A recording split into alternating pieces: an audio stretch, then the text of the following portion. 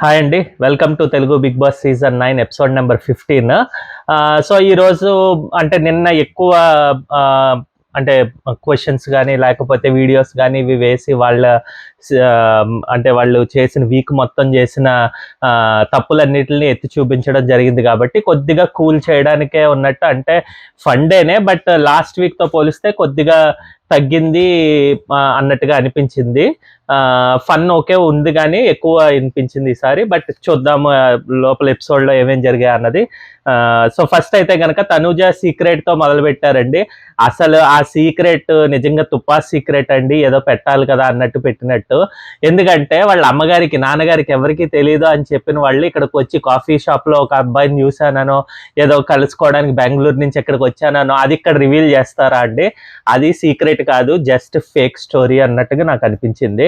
So అది అంత ఏమి పట్టించుకోక్కర్లేదు, నేను అదేం చెప్పలేదు కాబట్టి జస్ట్ ఫన్ గురించి వదిలేయడం. ఇంకా బరీష్ అంటున్నా, భరణి అండ్ హరీష్ అయితే సేఫ్ అయ్యారు. వాళ్ళిద్దరిని సేవ్ చేశారు. భరణి సేఫ్ అయినప్పుడు కొద్దిగా వీళ్ళందరూ కూడా ఆశ్చర్యపోయారని కాదు, బట్ కొద్దిగా అనుకున్నారనమాట, ఓ సేఫ్ అయ్యాడా అని. ఇంకా దాని తర్వాత కెప్టెన్సీ టాస్క్ పెట్టాడండి. ఫస్ట్ అయితే కెప్టెన్సీ టాస్క్ అయితే చాలా బాగుంది, కాకపోతే fake drama or incorrect task అండి ఇది, నిన్నట్లాగే. సో మనం నిన్న చెప్పుకున్నట్టుగానే ఆర్ వాట్ ఎవర్ మొన్న జరిగిన కెప్టెన్సీ టాస్క్ లాగే ఏంటంటే ఇదంతా బిగ్ బాస్ చేతిలోనే ఉంటుందండి. ఆయన బజర్ ఎప్పుడు కొట్టి ఎప్పుడు చేద్దామా అని చెప్పి అనుకుంటే గనక. బట్ దాదాపుగా కూడా అది వన్ సైడ్ గేమ్ లాగే అయిపోయింది, ఏ రౌండ్కి ఆ రౌండ్. ఫస్ట్ రౌండ్లో ఏమో మనీష్ అండ్ భరణి అయితే చాలా ట్రై చేసుకున్నారు. మనీష్ చాలా బాగా ఆడాడండి. ఆయన బ్యాడ్ లక్ కాబట్టి ఈరోజు వెళ్ళిపోయాడు కాబట్టి, ఎలిమినేట్ అయిపోయాడు కాబట్టి అది ఎక్కువ అవ్వలేదు. లేదంటే గనక తన యొక్క బాడీకి కానీ తన యొక్క స్ట్రెంగ్త్కి కానీ భరణితో తలపడి అది బాగా ట్రై చేశాడు. అప్పటికి తన వేసిన ఐడియా నీళ్లలోకి టైర్ ఇసిరేస్తే అది తెచ్చుకోవాలని, ఎందుకంటే బాక్స్ లోపల టైర్ ఎవరిది ఉంటుందో వాళ్ళే ఉన్నట్టు రౌండ్కి అని చెప్పి. But at the same time last మినిట్లో భరణి ఏమో అది టైర్ తీసుకొచ్చేస్తాడు, తనది కూడా మనీష్ది కూడా. సో ఇద్దరిది బాక్స్లో ఉండదు కాబట్టి ఆ రౌండ్కి ఇద్దరు అవుట్ అని రితు చౌదరి చెప్తారు. ఇక్కడ రితు చౌదరి అంటే ఇంకా అది జెన్యూనిటీ పక్కన పెట్టండి, లేకపోతే ఏదన్నా కూడా అందరూ చూస్తున్నారు కాబట్టి ఇంకా కీన్గా, అంటే నిన్న జరిగిన ఇష్యూ వల్ల కీన్గా అబ్జర్వ్ చేసినట్టు అనిపించింది. సో తనైతే బాగానే చెప్పడం జరిగింది. ఆ తర్వాత రౌండ్లో ఇంకా పవన్ అండ్ ఇమాన్యుయల్లే ఉన్నారండి. పవన్ అండ్ ఇమాన్యుయల్లో ఇమాన్యుయల్ వచ్చేసి పవన్ ఏమో ఇమాన్యుయల్ తో పాటు టైర్తో పాటు ఇద్దరిని కలిపి ఒక బాక్స్ లోనే ఉంచారు. ఇండైరెక్ట్ గా అయితే అది బాక్స్ లోపలే ఉన్నట్టు అనమాట. బట్ స్టిల్ ఆ టైంలో రీతు చెప్పడం జరిగింది, నీ టైర్ తీసుకొచ్చి పెడితేనే అది ఉంటుంది, తొందరగా వెళ్ళి తెచ్చుకో అని చెప్పి. అంటే తను అప్పటికే తన యొక్క స్ట్రెంగ్త్ అంతా వెక్స్ అయిపోయిందండి ఆడి ఆడి. సో దానివల్ల ఏంటంటే ఇంకా స్విమ్మింగ్ పూల్లో దూకి అది టైర్ తెచ్చుకోవాలన్న దీంట్లో అది కొద్దిగా డ్రాగ్ అయింది. సో తను ఇంకా స్ట్రెంగ్త్ పోయింది కాబట్టి తను తీసుకొచ్చుకున్నా కూడా గెలిచేటట్టుగా అయితే ఏం అనిపించలేదు. సో జెన్యున్గా పవన్ అయితే విన్ అయ్యాడు. ఇక్కడ విన్ అవ్వడం కూడా తనకి అప్రోప్రియేట్ ఆర్ వాట్ ఎవర్ మంచి ఇది ఇచ్చింది అనమాట. ఎందుకంటే నిన్నటి వరకు నువ్వు సరిగ్గా ఆడలేదు, నువ్వు మంచిగా రాని కెప్టెన్ అని అందరూ ఎగతాళి చేసేది ఉండొచ్చు, అంటే నువ్వు తప్పుగా గెలిచావు, తప్పుగా గేమ్ ఆడి గెలిచావు అని చెప్పి. బట్ ఇప్పుడైతే కనుక జెన్యున్తో గెలిచాడని చెప్పి అంటారు కాబట్టి, నామినేషన్స్ అని కాదు, ఎవరైనా కూడా కెప్టెన్సీ టాస్క్ ఒక ప్రైడ్ కింద తీసుకుంటారు ఆ హౌస్లో. సో దానివల్ల జెన్యున్గా గెలిచిన తర్వాత he is so much happy అనమాట. ఇంకా ఈవెన్ అందరూ కూడా హ్యాపీగా ఫీల్ అయ్యారు. కొద్దిగా అంటే ఎమాన్యుయల్లే అనవసరంగా రీతు చౌదరిని అక్కడ ఏదో తప్పుగా అర్థం చేసుకున్నాడేమో అనిపించింది రౌండ్స్లో.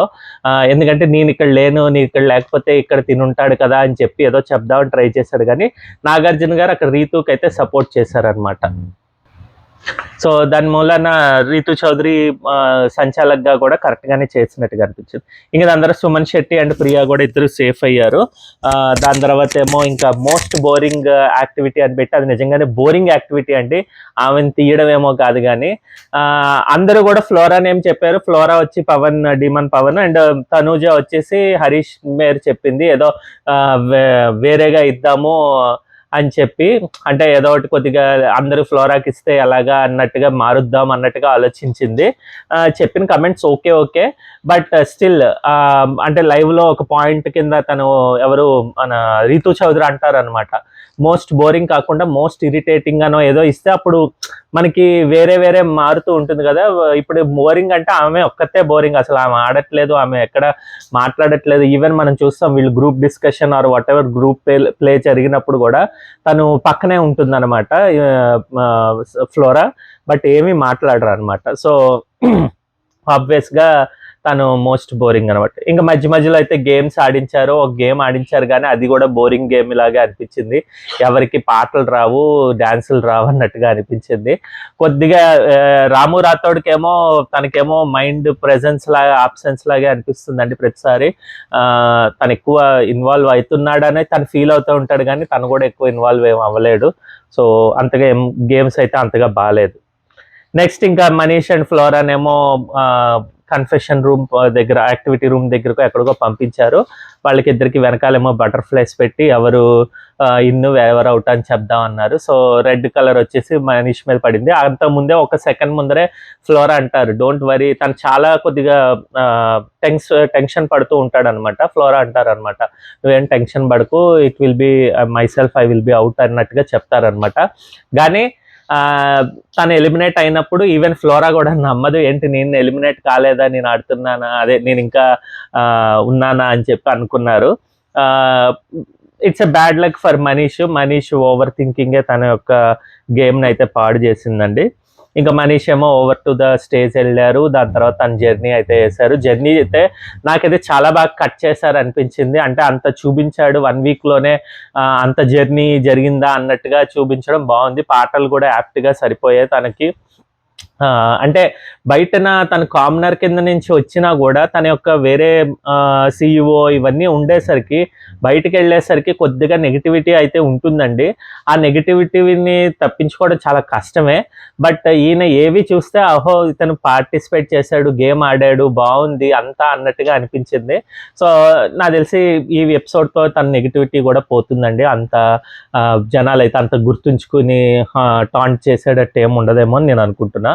సో దాని తర్వాత ఏమో ఇంకా తనేమో టాప్ పొజిషన్లో ఎవరుంటారు, బాటంలో ఎవరుంటారు అని చెప్తే ఫస్ట్ అయితే బాటంలో ఫ్లోరా అన్నారు. ఫ్లోరా అయితే ఏం ఆడట్లేదు, మాట్లాడట్లేదు. దాని తర్వాత శ్రీజాని నేను చాలా ఎక్స్పెక్ట్ చేశాను. తను అగ్ని పరీక్షతో వచ్చి తను ఎంతో బాగా ఇది చేశారు. అక్కడ నేను ఖచ్చితంగా తిని టాప్ 5కి వెళ్ళే క్యాండిడేట్ అనుకున్నాను. బట్ ఇక్కడికి వస్తే తన స్ట్రెంగ్తే వీక్నెస్గా చేసుకుంది. అంటే ఏం లేదు, అరుపులుని వీక్నెస్గా చేసుకుని మాట్లాడడం జరుగుతుంది. సో దానివల్ల తను బాటంకి వెళ్ళిపోయారు. ఇంక దాని తర్వాత సుమన్ శెట్టి అన్నారండి. ఇంకా ఆయన సుమన్ శెట్టి అంటే ఇంక మిగతా వాళ్ళతో పోలిస్తే నిజంగానే సుమన్ శెట్టి మనం గేమ్ చూస్తున్నాము. లీవ్ అబౌట్ ఫ్యాన్స్ లేకపోతే వాళ్ళకి పిఆర్లు ఇవన్నీ పక్కన పెట్టండి, సుమన్ శెట్టి గేమ్ అయితే ఇంకా తక్కువే ఉంది. Even Suman Shetty and Pavan Kalyan game కూడా చాలా తక్కువే ఉంది. బట్ తనకైతే ఇచ్చి బాటంలో ఉన్నా ఇంకా కొద్దిగా 1 వీక్లోనే కొద్దిగా రైజ్ అయ్యావు, ఇంకా కొద్దిగా రైజ్ అవ్వడం అనడం కరెక్ట్గానే చెప్పాడు అనిపించింది. ఇంకా టాప్లో అయితే ఫస్ట్ అయితే కనుక భరణిని పెట్టి నేను చూస్తున్నా కదా ఆయన చాలా డే బై డే ఇందాక కూడా నాతో ఆడి ఇది చేసే, భరణికి కూడా థ్యాంక్స్. అంటే తను ఎంత ఇదిగా ఆడాడో స్ట్రెంగ్త్ తోటి యాక్చువల్గా తోసేసి ఇదంతా భరణి అయితే చాలా కొద్దిగా వైల్డ్గానే ఆడాడండి. ఇలా ఆడితే బాగానే ఉంటుంది కాదనట్లేదు, కానీ వన్స్ ఒకసారి నెగిటివ్ వచ్చిన తర్వాత ఇలా ఆడితే తప్పుగానే కనిపిస్తుంది. ఇదే ఎదుటి మనీష్ కొద్దిగా నెగిటివిటీతో వెళ్తున్నాడు కాబట్టి తనకి అంటే భరణి ఆడేటప్పుడు ఓకే బాగా ఆడారు అని అనిపిస్తుంది. కానీ అదే ఆ పాజిటివ్ పర్సన్తో అలా చేసినప్పుడు మనకి కూడా అనిపిస్తుంది ఏంటి ఇంత విసురుడుగా గట్టిగా ఆడుతున్నాడు, మరీ అంత అవసరం లేదు అన్నట్టుగా అనిపించింది. బట్ అప్పటికి వాళ్ళకి కూడా తెలియదు కదా మనీష్ వెళ్ళిపోతాడు అని చెప్పి. సో అలా అయితే జరిగింది అనమాట. ఇంకా భరణిని పొగిడాడు, బాగా ఆడుతున్నావు అన్నా, ఇంకా బాగా ఆడండి అన్నారు. ఇంకా ఇమాన్యుయల్ తోటి అయితే చెప్పారనమాట, మీరు నాకు సపోర్ట్గా ఉండడానికి దీనికి దానికి థ్యాంక్స్ అని చెప్పి. సంజన వల్ల అయితే కనుక కొద్దిగా తిను ఇమోషన్ అయ్యాడండి. అంటే అంత బాండింగ్ వచ్చిందా అంటే వచ్చిందంటే, ఎవరు నాకు వర్క్ ఇవ్వట్లేదు, ఈవెన్ తనకు కూడా వర్క్ ఇవ్వకపోతే తను ఏ విధంగా ప్రెజెన్స్ ఎలాగ చూపించారు, షోకేస్ చేసుకున్నారా అన్నది నేను తన గేమ్ ప్లాన్ తోటి నేను చాలా బ్లోన్ అయిపోయాను అని చెప్పడం, ఇదంతా కూడా బాగా పాజిటివ్గా అనిపించిందండి. ఆయన వర్డ్స్ అయితే కనుక ఆబ్వియస్గా తనకి మంచి వర్డ్స్ ఇవన్నీ వస్తాయి, కాకపోతే ఓవర్ థింకింగ్ వల్ల అది పొర కమ్మేసింది అంటారు కదా, అలాగనమాట. ఇంకా హరీష్ని చెప్పాడు, హరీష్ అయితే బాగా ఆడతాడు, ఇంకా బాగా ఆడాలి, ఇక్కడ కాకుండా టాప్కి వెళ్ళాలి, టాప్ 3లో ఉంటావు నువ్వు ఇమాన్యుయల్ అన్నట్టుగా చెప్పారనమాట. సో అలాగా ఇంకా తనైతే తన జర్నీ అయితే ముగిసిపోయిందండి బిగ్ బాస్లో. మేబీ వైల్డ్ కార్డ్ కింద కూడా తను తీసుకోకపోవచ్చు అని నేను అనుకుంటున్నా, ఎందుకంటే తనకేం ఫ్యాన్ ఫాలోయింగ్తో రాలేదు, తను వీళ్ళతో వచ్చారంటే ఎవరు, శ్రీముఖి అండ్ అభిజిత్ కోరుకుంటే వచ్చారనమాట. సో ఆబ్వియస్గా తనని అంత పుష్ చేస్తారు వైల్డ్ కార్డ్ కానీ నేను అనుకోవట్లేదు. ఇంకా నెక్స్ట్ వచ్చేసి ఇంకా తన జర్నీ అసలు ఎందుకు ముగిసిందని నాకు ఒపీనియన్ ఏంటంటేనండి, ఫస్ట్ ఆఫ్ ఆల్ తనకి బాగా ఇదేంటంటే ఓవర్ థింకర్ అనమాట. చాలా థింక్ చేస్తాడు, అది సైలెంట్గా, అంటే తనకి ఏం వర్క్ లేకపోవడం వల్ల ఏంటో కదా, దానివల్ల ఇది ఇలా ఆడితే ఇలా జరుగుతుంది, ఇది ఆడితే అక్కడ ఏదో చేసిన వాళ్ళు ఏం డిస్కస్ చేసుకున్నా తిన గురించే డిస్కస్ చేసుకుంటున్నారు, లేకపోతే ఇంకోటి ఏదో జరుగుతోంది నా వల్లే జరుగుతోంది, నేను ఆడితేనే ఆడుతున్నారు, ఇవన్నీ ఎక్కువ అయిపోయింది తనకి బ్రెయిన్లో. సో అందు గురించే తనది ఎలిమినేషన్ అయ్యింది. అట్ ద సేమ్ టైం తను ఓవర్ కాన్ఫిడెన్స్ కూడా ఉందండి, ఎలాగని నేను కరెక్ట్గా ఆడుతున్నానని. బట్ ఒకసారి negative game or whatever ఒకసారి గేమ్లోకి వెళ్ళిపోయిన తర్వాత మనకు ఒక ఆలోచన ఉంటుంది, అదే ఫాలో అవుతూ ఉంటే కనుక అది తప్పు అవుతుంది. వీక్ బై వీక్ మన నాగార్జున గారు ఏం చెప్పారో అర్థం చేసుకుంటే బాగుండేది. బట్ తన టీం కూడా, తన టీమప్ అయ్యి ప్రియా కానీ శ్రీజ కానీ వాళ్ళు అదే పర్సెప్షన్లో ఉండేసరికి వాళ్ళతో మాట్లాడుతుంటే తిన పర్సెప్షన్ మారలేదు. అదే కనుక ఇట్ సైడ్ సంజన కానీ లేకపోతే ఇమాన్యుయల్తో ఇంకా టైం ఎక్కువ స్పెండ్ చేసుండి ఇది ఉంటే కనుక తన గ్రాఫ్ అయితే మారేది, బట్ అవ్వలేదు. ఆబ్వియస్గా తనైతే ఇదయ్యారనమాట. ఈవెన్ మధ్యలో తను 60 to 70% ఇంగ్లీష్లోనే మాట్లాడడం ఒక ఫాల్ట్ అండి. తను అస్సలు ఎవరికి జనాలకి కొంతమందికి అర్థం కారు, టీవీ ఆడియన్స్కి. సో అది కూడా తప్పైంది. అట్ ద సేమ్ టైం అమ్మాయిల్ని తిట్టడము, వాళ్ళ గురించి ఇది చేసి వాళ్ళని మళ్ళీ నామినేట్ చేయకుండా ఉండడం, ఇదంతా కూడా తనకి నెగిటివిటీయే తీసుకొచ్చింది అనమాట. సో అదండి, భరణిని టార్గెట్ అని కాదు, మిగతా వాళ్ళతో కూడా తినేమంత ర్యాపోగా ఆడినట్టుగా ఏమి అనిపించలేదు అనమాట. సో అందుగురించే తన జర్నీ అయితే ఈ రోజుతో క్లోజ్ అయిపోయింది బిగ్ బాస్లో. ఈరోజు ఎపిసోడ్ పైన ఇది నా ఒపీనియన్ అండి. నా ఒపీనియన్ నచ్చితే అయితే థమ్స్ అప్ ఇవ్వండి, నచ్చకపోతే థమ్స్ డౌన్ ఇవ్వండి, కమెంట్ చేయండి, తెలుసుకుంటా. అలాగే మా ఛానల్ సబ్స్క్రైబ్ చేసుకొని కాస్త మాకు సపోర్ట్ అందించండి. ఓకేనా అండి, మళ్ళీ రేపటి ఎపిసోడ్ రివ్యూతో మేము ముందుకు వస్తాం. బాయ్.